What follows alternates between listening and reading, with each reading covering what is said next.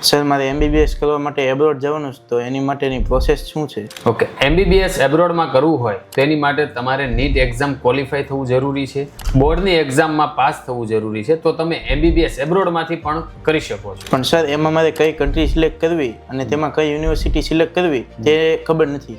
MBBS abroad માટે Russia, Georgia, Kazakhstan, કિર્ગિસ્તાન, Uzbekistan જેવા દેશોની અંદર MBBS કરી શકાય છે. તમારા બજેટ વાઇઝ આપણે કન્ટ્રી અને યુનિવર્સિટીનું સિલેક્શન કરવાનું હોય છે. પણ બજેટનું શું? બજેટ કેટલું હોવું જોઈએ? તો બજેટની વાત કરીએ તો જેમ કે રશિયા, જ્યોર્જિયા, કિર્ગિસ્તાન, ઉઝબેકિસ્તાન જેવા દેશોની અંદર 25 થી લઈને 35 લાખ સુધીનું બજેટ 6 વર્ષનું થતું હોય છે, જેની અંદર ટ્યુશન ફીસ, હોસ્ટેલ ફીસ, જમવાની ફીસ અને અલગ અલગ ડોક્યુમેન્ટેશનની ફીસ પણ ઇન્ક્લુડિંગ હોય છે. ચાલો સર, આટલી તો ખબર પડી ગઈ. ઓકે, તો પછી ભારતમાં આવીને ડોક્ટર બનવા માટેનું શું કરવું? જો ભારતમાં આવ્યા બાદ આપણે ભારતની એક લાયસન્સ એક્ઝામ દેવાની હોય છે, જેની અંદર એઝ અ ડોક્ટર પ્લસ નો પાસિંગ રેશિયો 80 થી 85% છે. કેમ?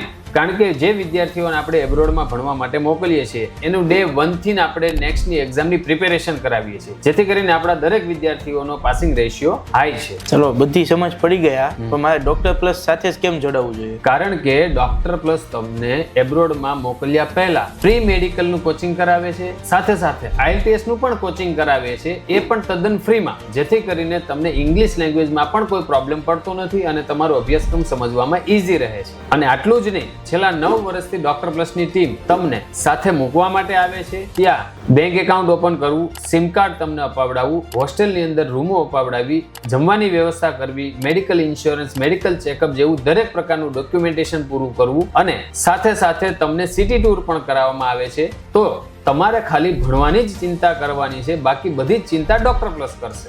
ઓકે સર, આ તો પરફેક્ટ છે. તો તમે પણ મારી એડમિશન પ્રોસેસ સ્ટાર્ટ કરી દો. ઓકે બેટા.